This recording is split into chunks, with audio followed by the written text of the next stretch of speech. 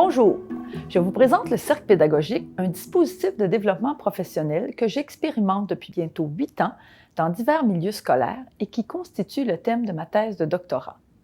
C'est en 2012, alors que j'occupais la fonction de directrice des services pédagogiques au Collège de Montréal, que ce dispositif de développement professionnel a été mis en œuvre. Dans cette présentation, je vous offre des pistes d'implantation d'un tel dispositif en présentiel ou en formule à distance. Avant de vous exposer les composantes du cercle pédagogique, il faut comprendre que le modèle que je vous présente s'inspire des données de recherche qui ont évalué l'effet de différents dispositifs de développement professionnel sur la réussite des élèves, puisqu'ultimement, c'est ce qui est recherché lorsqu'on choisit d'investir dans le développement professionnel comme enseignant et comme organisation scolaire. Voici quelques-unes des caractéristiques qui ressortent des méta-analyses de Darling-Hammond et de Yoon. Première caractéristique, le développement professionnel est intégré à l'horaire de travail des enseignants, ce qui veut dire que du temps dans la tâche des enseignants est dévolu au développement professionnel. Une deuxième caractéristique des dispositifs efficaces, c'est qu'ils reposent sur une formation théorique donnée par une personne experte du thème choisi. Autre caractéristique des dispositifs efficaces, les travaux sont orientés sur l'analyse des pratiques en classe, idéalement les pratiques réalisées par les participants au programme de développement professionnel. Enfin, le développement professionnel aura des retombées positives sur la réussite des élèves si les enseignants sont engagés dans le processus et qu'ils sont accompagnés tout au long de la démarche. Les dispositifs les plus efficaces sont déployés sur une période minimale de 6 mois. Pour observer un travail d'appropriation de nouvelles approches pédagogiques au sein d'un groupe d'enseignants participant à un cercle pédagogique, il faut prévoir un engagement de 2 ans. Le cercle pédagogique se caractérise par une démarche d'accompagnement qui est basée sur l'analyse en groupe de pratiques pédagogiques et sur des expérimentations en classe qui sont documentées sur vidéo. Ce qui peut distinguer le cercle pédagogique de la communauté d'apprentissage professionnel, c'est que l'analyse en cercle pédagogique vise à établir des liens avec un cadre théorique en vue de l'enrichir.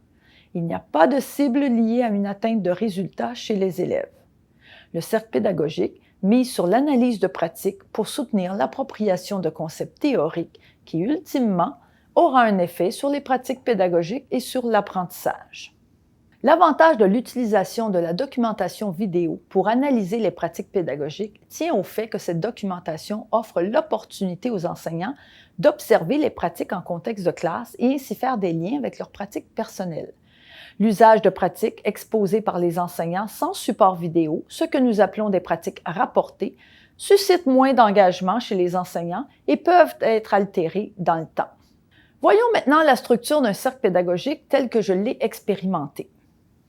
Les différentes composantes peuvent être modulées pour répondre aux besoins des organisations. Qu'il s'agisse d'un cercle pédagogique regroupant des enseignants du primaire ou du secondaire, l'objectif est de s'approprier des concepts liés à des pratiques pédagogiques efficaces. Idéalement, et dans une perspective de maximiser la participation de chacun, le cercle pédagogique ne devrait pas réunir plus de 8 enseignants. Ce qui importe, c'est qu'une personne assure l'animation des échanges et l'accompagnement des enseignants aux différentes étapes du cercle pédagogique. Comme je vous l'ai mentionné précédemment, l'analyse des pratiques à travers un cercle pédagogique vise à enrichir un cadre théorique. Or, comment sélectionne-t-on les éléments théoriques qui serviront de base au travail d'appropriation? 3 principes doivent nous guider dans ces choix. Un premier principe est de s'appuyer sur des données de recherche portant sur les pratiques pédagogiques efficaces. On peut consulter divers sites qui recensent les écrits sur ces pratiques et leurs retombées sur la réussite des élèves. Un deuxième principe est d'engager les enseignants dans le choix des thèmes afin que ces derniers répondent à leurs besoins professionnels. Enfin, les choix des thèmes ainsi que l'ordre dans lequel ils seront abordés doivent faire l'objet d'un consensus au sein des enseignants participants. Le cercle pédagogique se décline en 4 étapes. Peu importe la fréquence des rencontres, ces étapes doivent être suivies si on vise une appropriation de pratiques efficaces. La première étape est constituée d'une séance de formation accompagnée d'une personne experte sur le thème choisi par les enseignants. La deuxième étape se veut une séance de transposition en activité d'apprentissage des concepts du thème étudié. L'expérimentation en classe de l'activité conçue et la documentation sur vidéo de cette activité constituent la troisième étape.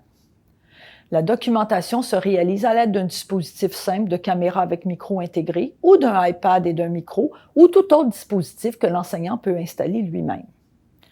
Finalement, la dernière étape se compose de 2 séances d'analyse des extraits des pratiques documentées sur vidéo par les participants. Selon le nombre de participants, il peut y avoir plus de séances d'analyse de pratiques. Cette étape est déterminante pour le travail d'appropriation des concepts liés au thème pédagogique retenu. Les échanges entre les participants lors de l'observation des pratiques d'autrui favorisent une meilleure compréhension de la pratique étudiée. Le dispositif que je vous ai présenté était réalisé en présentiel. Cependant, cette formule peut également se déployer en formule virtuelle et servir le développement professionnel des enseignants à la recherche de pratiques pédagogiques pour maximiser l'effet de leur enseignement à distance sur la réussite des élèves. Voici quelques pistes pour réaliser ce cercle pédagogique virtuel. Tout d'abord, il faut s'assurer que les enseignants ont accès à une plateforme de visioconférence qui permet l'enregistrement des échanges. Cette documentation permet aux participants de s'y référer ultérieurement. Ensuite, le choix des thèmes pédagogiques doit s'orienter sur les pratiques pédagogiques favorisant l'engagement des élèves à distance. À titre d'exemple, la rétroaction, le travail collaboratif et l'enseignement explicite sont des exemples de pratiques susceptibles d'engager les élèves même à distance. Un cercle pédagogique virtuel permet de recruter des personnes ressources expertes des thématiques retenues sans que cela engendre des déplacements. Il faut planifier l'enregistrement des classes virtuelles des participants afin de constituer une documentation pour soutenir les échanges lors des analyses de pratiques. Enfin, il faut constituer un espace pour consigner les références théoriques, les pratiques documentées et les réflexions du groupe. Est-ce qu'un cercle pédagogique virtuel sera aussi efficace? Si on réfléchit sur les pratiques qui favorisent l'engagement des élèves et qui ont des retombées positives sur leur réussite, si on s'engage à expérimenter les principes qui sous-tendent les pratiques efficaces, si on accompagne l'équipe dans sa réflexion, alors que l'on soit regroupé autour d'une table ou en visioconférence, l'importance, c'est que l'échange soutienne notre développement professionnel.